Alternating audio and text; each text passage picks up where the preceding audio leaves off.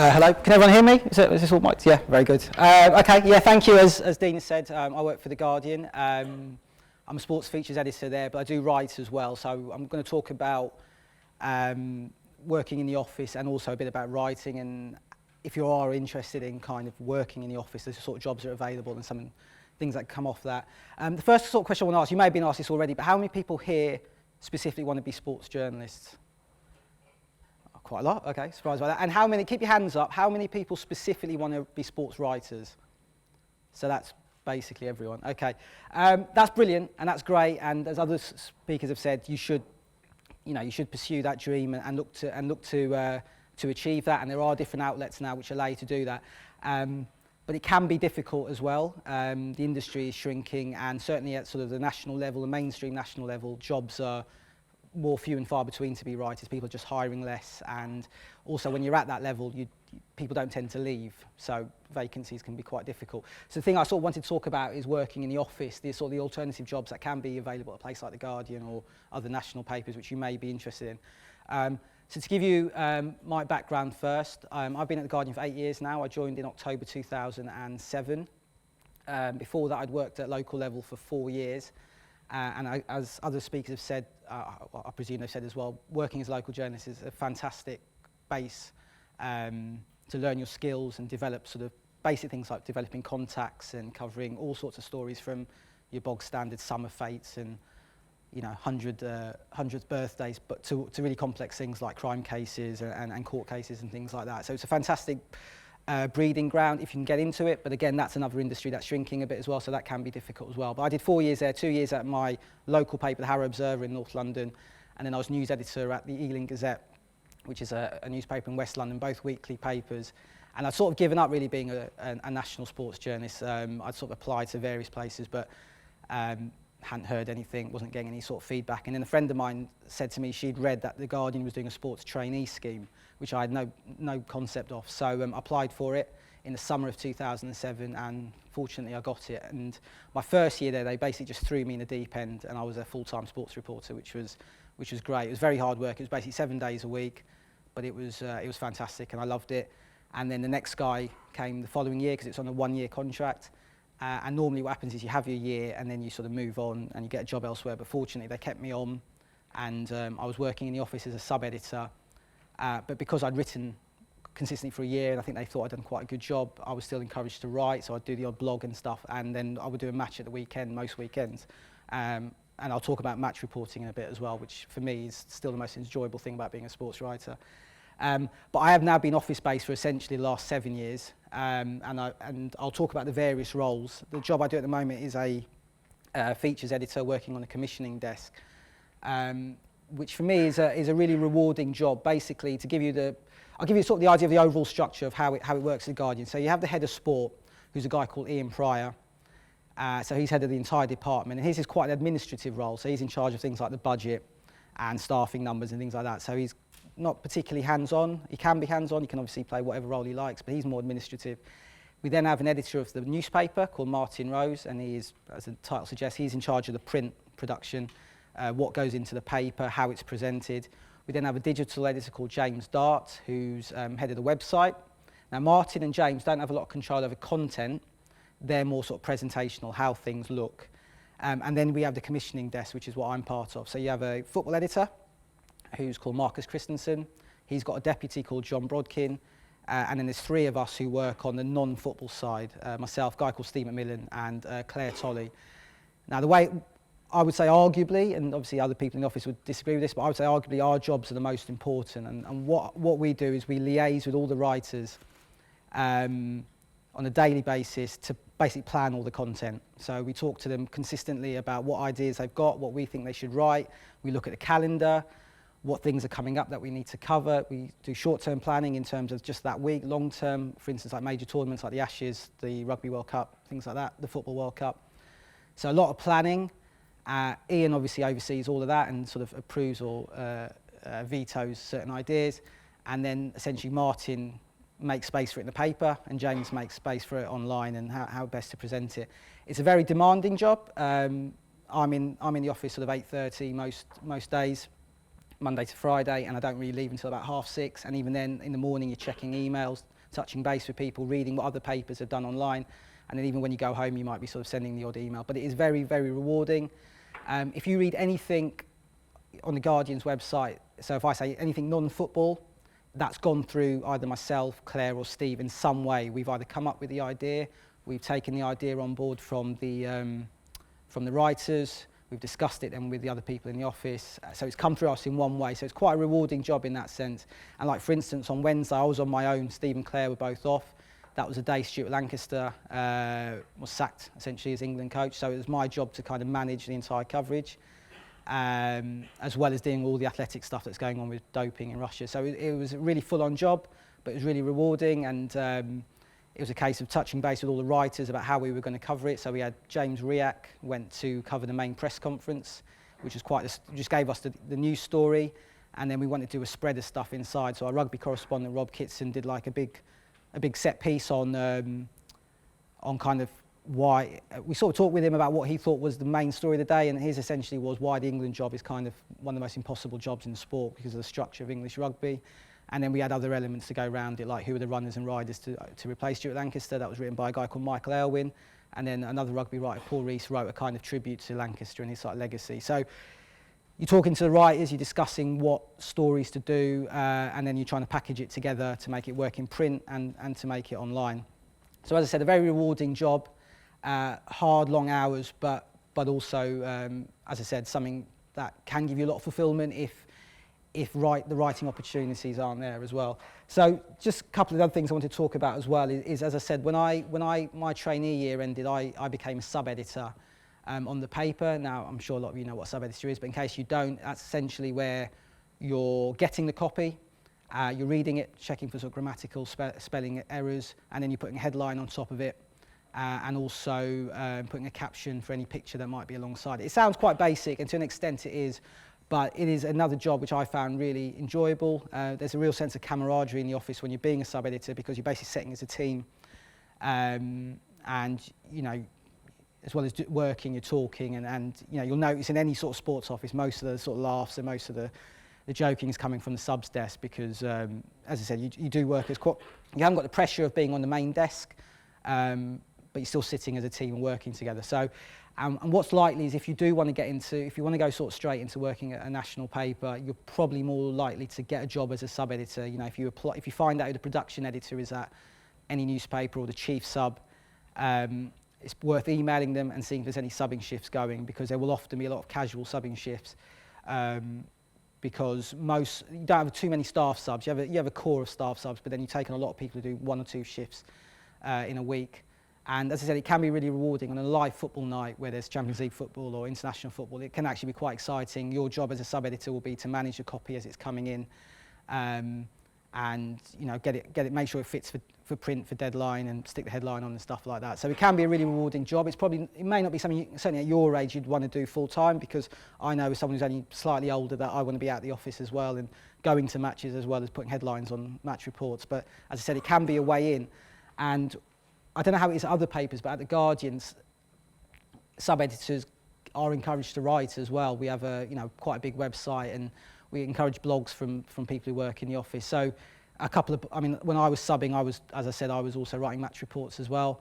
And a few people now, you might see bylines from people like Alan Smith or Nick Ames in the Guardian doing match reports, writing blogs. They're subs, they're casual subs who are doing a few days a week, but also then writing as well. So it gives you that option to write as well as do stuff in the office as well. Going back to commissioning, I would say sort of the certain sort of key characteristics you need to sort of build up to do that job, and things I think are really important. The first obvious thing is to be creative. So when a story happens like Stuart Lancaster, or when you're planning for a big event like the Rugby World Cup or the Ashes or whatever, you need to think about what ideas, how are you going to project that news story or that major event. And obviously you liaise with the writers for their own ideas, but you need as well yourself to come up with ideas yourself as well and think about that. You need to be well organised. As I said, you're managing the diary. It's a big diary as well. We have a kind of a Bible, the sports features list, which is a kind of Google Doc, which basically the Guardian would collapse if that ever got deleted. And I think it's backed up about 10 times. And that's our diary. It's basically every single day we have all the ideas on.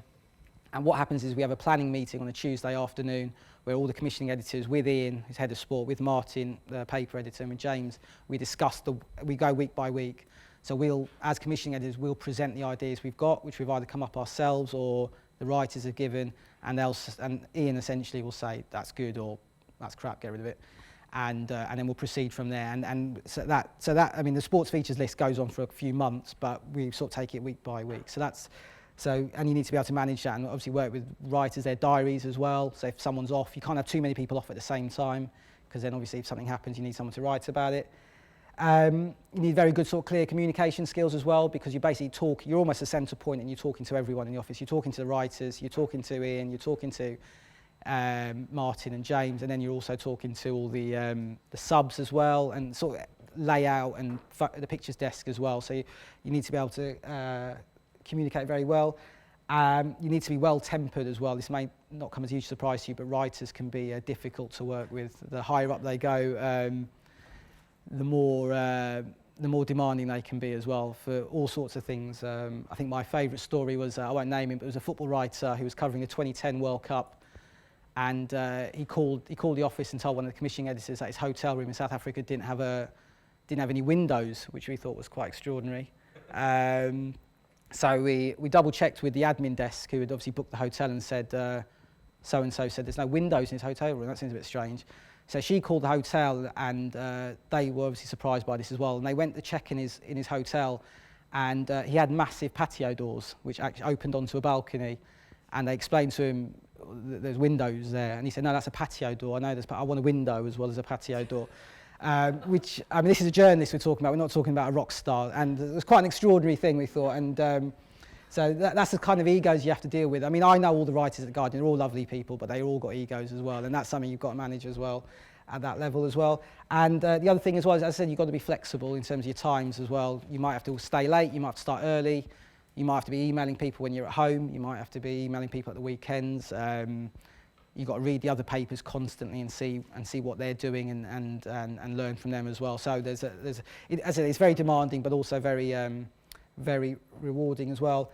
And the other thing, crucially as well, in this age of sort of digital journalism, is knowing what people are reading. So I actually asked James for some stats, because obviously he manages the website and knows what people are reading and how many hits and views things are getting. So he's given me the sort of stats for September 2015, the most read stories. So it's broken down into sport, well, I should say non-football and football. So starting with non-football, the most read story in September 2015 was a match report on Novak Djokovic and Roger Federer, which got 2 million views, which is slightly extraordinary. Now that will also be the live blog which we do, which we're quite well known for. So that will be the match report as well as that. And this is why the live blogs are so crucial as well, because they bring in instant views on any story. And people often go back to them once anything's ended as well, to kind of get a sort of blow-by-blow account of certain things happened. The second most read was England-Wales match from the Rugby World Cup, which got 794,787 views. And third, slightly bizarrely, was Scotland-Japan, which got 499,131. I can't really explain that, but yeah, it did. Football, for me, slightly depressing. The most read story in September 2015 was our transfer deadline day coverage, which got 793,325 views. I say depressing because I think, although like any football fan, I'm quite excited by transfers. I don't essentially want it to be the thing people are most reading about, but it was. Again, there was a live blog attached to that, so there's been a lot of content through that. The second was Chelsea-Arsenal, specifically the Chelsea-Arsenal live blog from their league game at Stamford Bridge on September 19th, which got 578,000 views. And third was the Manchester United-Liverpool match report, which got 336,352. So, I mean, what those football stats show you is, although we try and do a varied amount of coverage on different leagues, on leagues from this country and abroad, and try and do unique coverage, essentially what most people are reading is about the big clubs, which I guess is not a huge shock, but when you're commissioning as well, you've got to look at those and think, okay, we want to do varied and interesting things, but essentially what we've got to make sure we've got to do is all the big stuff, because that's essentially what people look at. what's quite interesting as well, I thought, as well, is most of our coverage now is coming, as well as coming from people looking on the internet, on desktop computers, is also coming from looking at mobile phone coverage as well. Our mobile app seems to be doing very well. So you've got to keep that in mind as well when you're doing work, what might work on mobile, which doesn't work, or what I should say is something that make sure it does work on mobile, and that would tend to be sort of slightly shorter, snappier stories. You've got to make sure as well when you're doing the production element that the headlines are quite tight, because obviously on a phone screens tend to be smaller, so you don't want headlines which are going on sort of for 3 decks, 4 decks, things like that as well. So that's something you need to keep in mind as well. Now I do want to talk about writing as well, because obviously I'm not trying to put anyone off from writing, and as a previous speaker said, there are a lot more outlets now, and although the mainstream media is kind of contracting a bit and there's fewer jobs and fewer opportunities, there are different outlets where you can write and express yourself. And obviously Twitter is the big one, but there's also loads of independent sites like ESPN and 442. I think I've spoken to people in the office who do freelance work for ESPN specifically, like Nick Ames, who I spoke about earlier, another guy called Nick Miller, a few others, and they say there's a lot of opportunities there. It's a growing website. Obviously, it's an American-based site, and they're expanding their football coverage and pay as well, actually, which is really important as well. So that's obviously that's crucial. So there are places like that as well. In terms of our place, obviously football remains the biggest thing, but it is really important to try and get specialisms away from football. Cricket and rugby union are sports which we cover quite extensively, but we don't have a lot of staff to cover those sports. So if you can build up or have a natural interest in those sports, then that's a great thing as well, because that will give you a chance to write for not just us, but all the other papers as well. Other sports, rugby league, boxing, they're other sports we do to quite a decent level, but again, we don't have the staff to cover them properly. So again, if you're quite good at those and you can pitch ideas for those, you've got a decent chance. And in regards to football, if that is the only sport you really want to sort of focus in on, then it's really important to get speciality within that sport. So, for instance, we have Sid Lowe, who writes about Spanish football. He's basically essentially cornered that market, but he has that, and anytime, he's not a staff writer at all, he's a freelancer, but anytime we want anything on Spanish football, whether it's a Barcelona Real Madrid preview or something about the Spanish national team, we go to Sid. So he spent about 10 years doing that. It does take a lot of time, but he's kind of cornered that. We have Michael Cox, who does a lot of tactical stuff for us, and a guy called, for instance, Tony Layton, who writes about women's football. And women's football's growing, coverage-wise, is growing hugely with the Women's Super League, which started a few years ago. England got to the World Cup semi-finals this summer in Canada as well. So that's an aspect of football coverage which is growing. So if you have any interest in that at all, or almost cynically you just want to get into that because you think it might lead to getting sort of freelance work or even staff work to an extent, then that's another area I'd recommend. Now in terms of pitching, because as I said, getting staff jobs is difficult, but you could always make quite a career out of being a freelance writer. Pitching is really important. So as I said, as commissioning editors, we not only deal with writers, we deal with all the freelancers. We're the first port of call for freelancers. We're the guys who you tend to email with your ideas. Now I spoke to Marcus, who's the football editor, and I asked him if he could provide me with sort of do's and don'ts in terms of what he likes to see from freelancers pitching, and if he could give me sort of a few things which I could then share with you. So these are Marcus's stuff, but I'll share them with you. So Marcus has given me 3 do's and 2 don'ts. So his first do, if you're going to pitch to him as the football editor, is send a pitch well in advance if you want to have any chance of selling a piece. 3 weeks is probably about right. I sometimes get pitches for games happening the next day, and even if I had the budget, there'd be no chance of me using it because I wouldn't have planned for it. And that goes back to planning. Planning is absolutely crucial at our level, because there's so much coverage to worry about and to maintain that. You need to be on, we basically work a week ahead. As we enter a new week, we kind of, barring obviously events, we know what's going to happen that week. So we're always working a week ahead. So as Marcus has kind of made the point there, you need to, he's working in advance, so you as well need to pitch in advance as well. Offer something that stands out. I sometimes get emails with 5 things we learned from Manchester United's defeat against Newcastle, which we obviously can do ourselves and do ourselves. An exclusive interview, an exclusive story, basically anything that stands out. And his third one, and I can vouch for this, having got frustrated with him on numerous occasions, do follow up on any initial email. Sometimes a pitch gets lost from the first page of an editor's email, never to be seen again, so it is worth emailing again. But do stop after 2 emails. If you haven't got a yes by then, it's unlikely to be a yes, and any further emails might start annoying the editor. And on the don'ts, Don't go to a club or prospective interviewee and say this piece may be for The Guardian. We'll find out sooner or later if someone has done that, and it will not go down well with the clubs or ourselves. And don't send a long rambling email, be as succinct as possible. What I would add to that as well, I totally agree with the succinct stuff. I would also say as well, don't send generic emails. Find out who the key, not just at The Guardian, any paper, find out who the specific person you need to email is, and that can be the easiest thing. Just call the admin desk at any paper and say, who's your football editor, if I've got an idea for a boxing piece, who do I need to email? They'll more than happily tell you who that person is, and then you can email them. So a few things I thought really important to add to that myself is a skill I think you should really sort of learn if you do want to be a freelance football writer trying to get work at a place like The Guardian, is how to do a runner. Does anyone know what a runner is in terms of match reporting? No, that's fine. Okay, so basically when you're doing a live report from a night game, because of deadlines, you can't file one piece for the whistle. So for instance, if you have a game that kicks off at 7:45, like most midweek games do, or 8 o'clock, we have 3 deadlines, 8:30, 10 o'clock and 1 a.m. Now, a match that kicks off at 7:45 will end roughly about 9:30. You've got no chance of getting that in for 8:30 edition, and we'll sort of deal with that with what we call gash copy, which is basically you just take a load of stuff off the wires and just sort of fill it for first edition. But you do want to get something in for the 10 o'clock edition. So obviously if a match finishes at 9:45, as sub-editors in the office, as the night editor, I'll talk about night editing actually, I forgot to do that earlier, I'll come on to that in a second.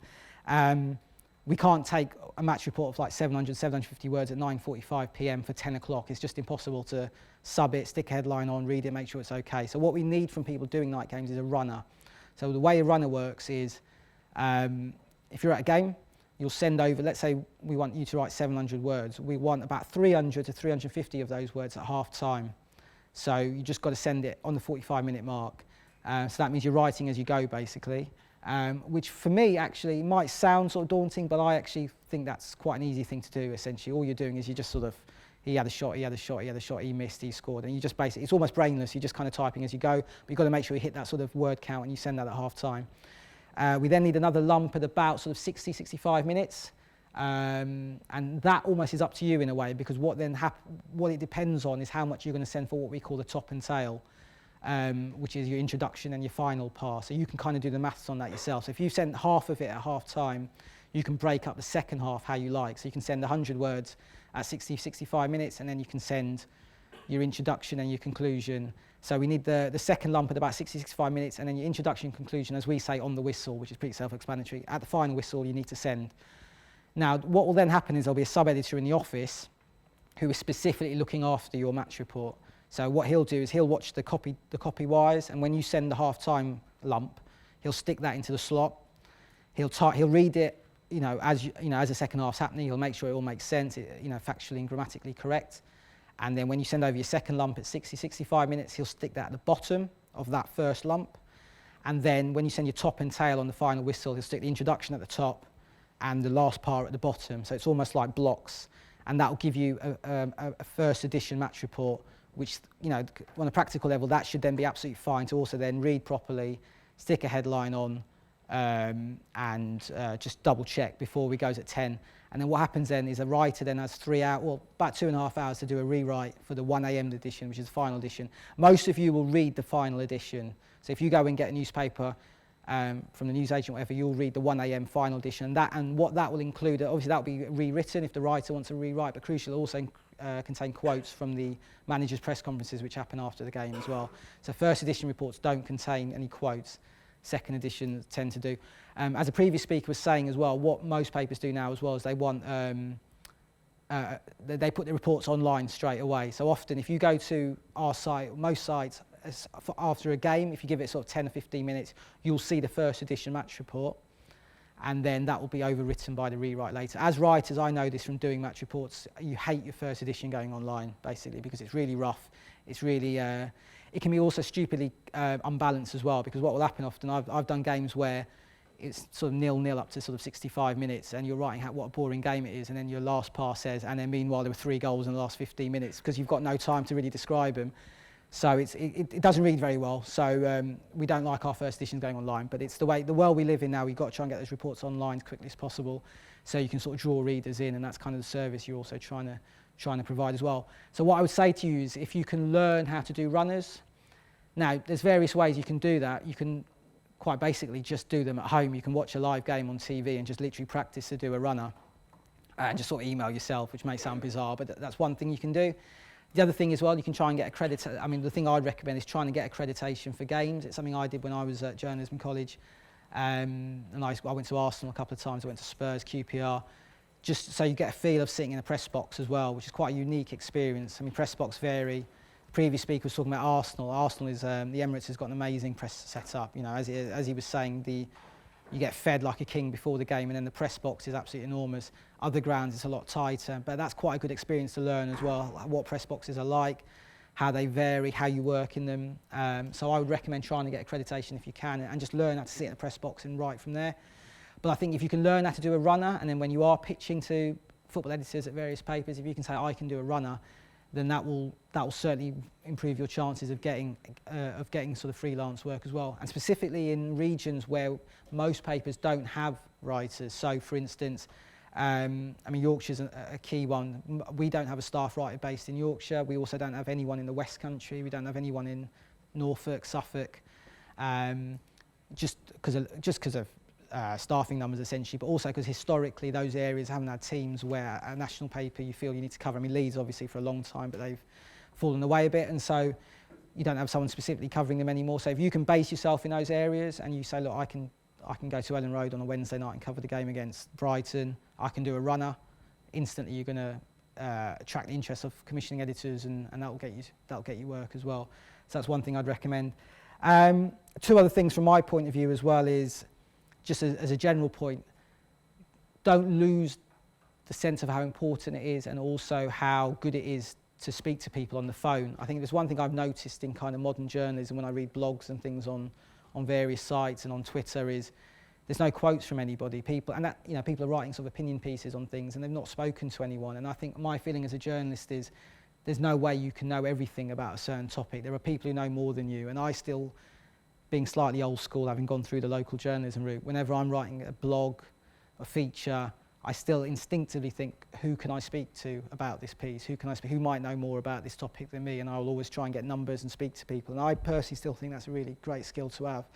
I think it feels like it's dying out slightly in modern journalism, but I passionately feel it's really important to pick up a phone. And when you read opinion pieces and columns from people like Martin Samuel, Paul Hayward, you know, they're kind of the A-list kind of national sports writers. They talk to people all the time. They absolutely do. And when you read their sort of Wednesday columns or Thursday columns, most of the time they've been informed by speaking to people. Obviously they're opinion based, but they base their opinions having spoken to somebody, and they'll tell you that themselves as well. So I would say never lose sight of how important that is from doing that as well. The other thing as well, as the previous speaker was saying, is when you are writing, try and be expressive, as original as possible. There are so many more people out now, so many writers who have got a forum to write through Twitter, through other forms of social media, through blog sites, which is great, but it does mean there's lots more voices, and so you've got to do a bit more to stand out. And certainly if you've got an original voice, then that can be a great thing as well. And just to go back on something I forgot to mention earlier about being a night editor, I think that's another job along with sub-editing, which can give you a quick way into international journalism, because it's just because the hours are so antisocial. So at The Guardian, I actually night edited yesterday, and I do it sort of once or twice a month. What basically happens is, well, I do it on a Sunday, is you'll come in at 5 p.m, so on a Sunday, and the day editor is essentially put the paper together, but your job is to take over from him after the first edition's gone at 8:30 and basically see the paper through until 1 a.m. in the morning. And that can involve simple things like just double checking the pages, making sure everything reads right. If there's late stuff going on, for instance, like tennis in America, that obviously happens a lot later, then it could be getting sort of copy for that in. And then it's obviously reacting to events as well. So, if someone dies or someone gets sacked, then you obviously have to react to that as well. It's a very rewarding job, I think. The hours, as I said, are massively antisocial, but it's also, if you notice, if you go to kind of job sites, I often see quite a lot of night editing posts, or night sub-editing posts even, being advertised, because I'm guessing it's because there's a demand for it, because people aren't really applying, because the hours are so sort of antisocial, so it gives you a good way in as well. So I'd recommend that as well. I think that's really it from me. Dean did mention the book. I wasn't going to talk about the book, but I will sort of briefly talk about the book. So yeah, I wrote a book with a friend of mine, which came out in August. It was a diary of Liverpool season, the previous season. Me being a Liverpool fan and my friend Carl being a Liverpool fan, we decided to put a book together to sort of, it was a diary of the season, but what we wanted to do really was not have loads of match reports in it. We wanted sort of personal stories. So the plan we came up with in the summer of 2014, I was saying to Dean, it was quite a kind of bizarre experience. We were standing in the Brazilian embassy in London, having got a slightly odd invite to come watch Brazil play Croatia in the opening game of the World Cup there. And me and Carl were both sort of writers who were both keen to write a book. We sort of discussed this idea of putting a book together to chronicle Liverpool's upcoming season, and we decided there and then basically what it was going to be. So it was going to be a diary of the season, but we didn't want match, as I said, we didn't want match reports. We wanted, we were going to give various writers a game from the season, and then we wanted them to use that game to tell a personal story. And I think what the book showed more than anything is the power of social media, really, because most of the people we got are people we met through Twitter and through social media. Most of the contributors I've never spoken to and I've never met, which is kind of strange, but I knew them through Twitter and stuff, and they agreed to take part. And you know, we had loads of really fantastic pieces. I think the one that most people talk about is a guy called Ian Salmon, who writes for sites like the Anfield Wrap, which you may have heard of. And he wrote a great piece. His dad died during the season, and he used the home game against Tottenham to write about his dad, basically, and the emotions of losing your father and him taking him to Anfield for the first time. So we were delighted with the book, and the great thing was when we put it together originally, we didn't have a publisher. We didn't think it would get published. We were going to self-publish, which is something which has sort of taken off in the last few years. But fortunately, we were able to get a publisher called Pitch Publishing, who were good enough to publish the book, and it came out, and we're very happy with it. But I think what for me, as I sort of said, what was great about the book for me is it showed you the power of social media and Twitter, which I'm sure everyone else has talked about here. It is a growing thing. It does allow you to build up contacts, but also to put yourself out there. And what a few of the contributors have said to us is, having contributed to the book, their name got out there, and they've got freelance work and football reporting work out of their name being in the book. And it just shows you the kind of world we live in now, where networking is happening online and your name is getting known online. So I would certainly say be active bloggers. If you are interested in being sports writers, try and be active bloggers. Find blogging sites which might suit your style of writing or your topic, and get involved, basically, because those sites are growing as well. I mean, the Anfield Wrap, which I've done work for previously, is just expanding all the time. I mean, they've got obviously tons of podcasts, but they also have loads of articles on there as well. And I think actually it's got so successful that the main three guys who run it now, basically that's their income. They don't even have sort of side jobs anymore. The Anfield Wrap is their income. And so blog sites are growing, and that might be another way of not only getting your name out there, but actually earning a living through sports writing as well. But as I also said, I do think there is a lot of enjoyment, a lot of fulfilment, which can be taken from working in the office. I know it may not be the glamorous side of journalism, but I think there's a lot of really interesting jobs to do in there. Commissioning, as I said, for me is very fulfilling. Sub-editing can be a great way in and enjoyable, and also a great way into journalism. And as I said, night editing I think can be a really rewarding job if you're willing to put up with the hours. That's it from me, really. If anyone's got any questions, more than happy to take them.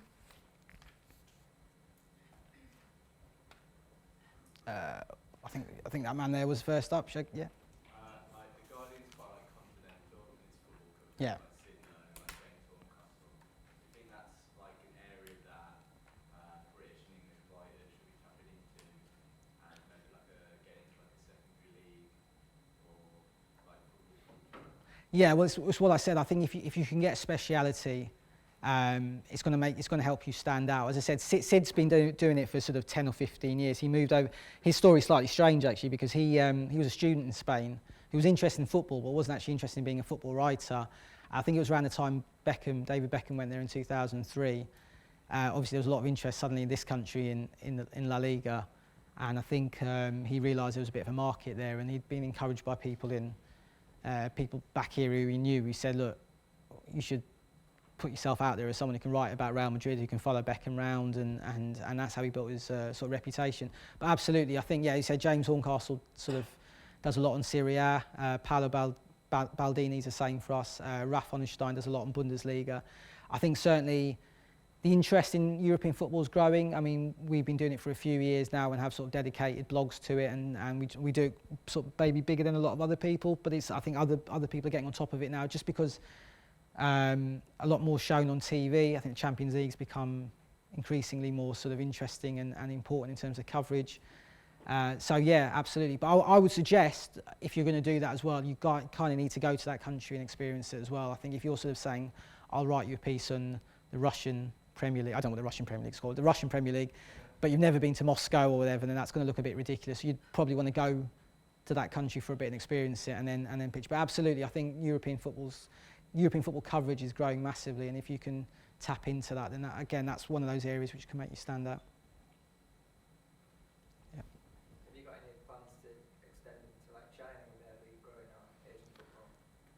Not that I know of, to be honest. No, it's a good shout. Yeah, I mean, we've done stuff on the Indian Premier League, but I think that was more kind of, how shall I say, kind of through curiosity more than sort of taking it seriously in a way, just kind of what's going, because there was a few sort of big name players who went over there, like I think Luis Garcia went over and Anelka, I think I might have made that up, I'm not sure. Robert Pires went as well, I know that for a fact. So I think it was more like what's going on over there. But in terms of China, I'm not sure. We certainly haven't done much on it. I think again it would be more for sort of the social aspect of it, of how football is growing in a communist country, how it's kind of reported and dealt with. But again, leading on to that question, that could be something you could look at. You could look at areas which aren't being covered and use that as a specialism, which might then help you kind of get work at places, yeah. With what's recently happening in Paris, are you worried about any reports for the Euros next year? I'll be honest, I'm not even sure we've thought that far ahead. It is obviously a worry, yeah, absolutely. I'm not sure what logistical steps will be taken to deal with it. I mean, there's so many stuff going on. I mean, you've got things like the French Open will happen obviously before then as well. There's rugby games. I mean, the Toulon Bath was called off this weekend along with a few other games, so there will be worries. I think obviously the big thing with Paris is it's been 2 attacks in a year, and I think the threats are that there'll be more to come as well. So it is obviously a logistical issue, but I think the sense is, certainly from our point of view, I mean it's early days obviously because it only happened on Friday, but the sense at this moment is the Euros will need to be covered and security around there will probably be greater than it's been at anything, so in theory you'll be safer than you've ever been, yeah. Oh, yeah. You know, say you're thinking of writing a piece about a player or a company or whatever. Do you have a specific day where you just have one day where you do your research on that criteria? As a writer? Yeah. Um, Because I know you said you have your meetings on the Tuesday Yeah. with the team. But say if you was to write a piece, like you wrote a piece about Chelsea as well, didn't you? About how they were struggling as well, and how Mourinho needs backing. Would you do any research beforehand on his previous? Yeah, I mean, people do that at different stages. I mean, I think before you pitch an idea, you need to obviously know that you can write about it. You've got enough information to do it. So you'd almost do that in the build-up to pitching the idea. Really, to be honest, you'd make sure you know enough about that topic to write about it. You might have a basic sort of grasp of it, and then you'll do more to sort of develop it after that. But I mean, because I'm not a staff writer, I really haven't got the time to kind of spend a day just researching. I have to sort of do it off the hoof a bit because I work Monday to Friday, and if I do any separate blogs, then I've got to basically do sort of research in my own time really when I get home, or sometimes I can do it during my shift if it's a bit quiet. I think the Chelsea stuff you were talking about was probably on the back of me actually covering a game. I covered their defeat to Stoke a few weeks ago, and as I said, I cover games most weekends, which is something I really enjoy, and I think match reporting is still kind of the most exciting element of being a sports reporter, just because you're at the event itself. You know, essentially it's all about the game itself. So that piece was probably on the back of that. But I mean, different writers have different ways of kind of approaching a piece. Some might literally spend a day researching, some might do bit here, bit there, you know, start a piece and then realise they don't know enough about the point they're about to make, so then they go off and check it and stuff. So it depends purely on the writer, yeah. And you know, say us guys who are starting, who want to build our profile, would you recommend things like WordPress, for example? So writing your articles on there and then share it on social media? Yeah, I think so. I think if you can get your stuff, as the previous speaker was saying, if you want to get your stuff out there as much as possible, and Twitter is great like that. The problem is that there's a lot of noise basically on Twitter because there's so many people putting stuff out there. I think you've got to sort of balance how you do it as well. And I'm not sure how many commissioning editors at all papers are kind of sitting on Twitter and reading every single blog that's posted on Twitter, because there's just essentially so many. So I think you can do whatever you like. You can do WordPress, you can do various blog sites. That's really important. But I think what you still got to do with that stuff is go straight to commissioning editors, as kind of Marcus was saying. And I know this because I work with him closely. He's really kind of encouraging of anyone getting in touch and pitching their ideas, as long as it's done obviously in advance. It's original. The idea is original enough, and it's presented in a sort of succinct way as possible. But yeah, you can do whatever you like. That's absolutely fine. But I think the key thing is obviously it has to be good, has to be original. But I think you still need to go to whoever's paper's kind of main people and go straight to them. They won't necessarily spot it on anything. That's the thing you've got to take on board.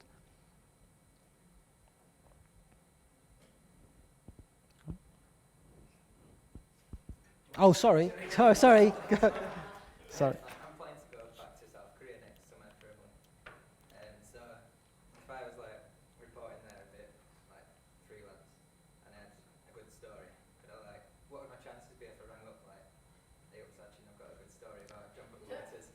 Like, Yeah. what would the Well, if it's a football, no, absolutely. If it's a football idea, I'm probably not your man. As I said, I'm on the non-football side. But yeah, I think the other point I didn't sort of go through with James's numbers is kind of how global certainly we are becoming, but journalism in particular is becoming, because of the internet is just booming.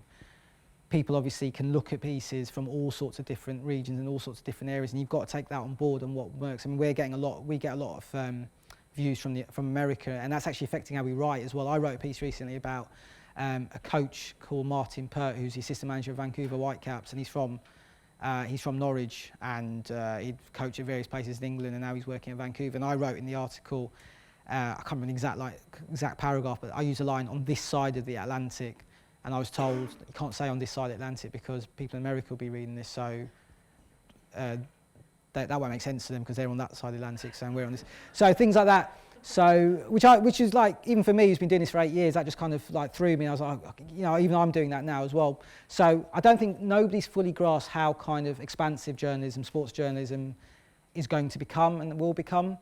But I think if you can tap into that, as I was saying earlier, in terms of going to different countries, basing yourself there even permanently or just for a short while, learning about those countries, and then saying, I know about this league or this country, it's just going to prick attention because we are all expanding. We are looking to get you know, international readers because they're suddenly available. So yeah, absolutely. I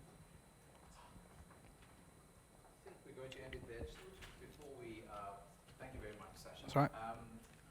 Just a couple of things that occurred to me. The first was that I thought I'd imagined spending 4 hours with our sports writing class on Friday doing running reports and talking about take 1, take 2, top and tail, filing the whole thing live. I think I must have imagined that happening. So they may not realize it, but they have done it. Have done running reports. Wow, there you go. So, but that aside, some really useful advice there about pitching. You know, I think you should take that advice on.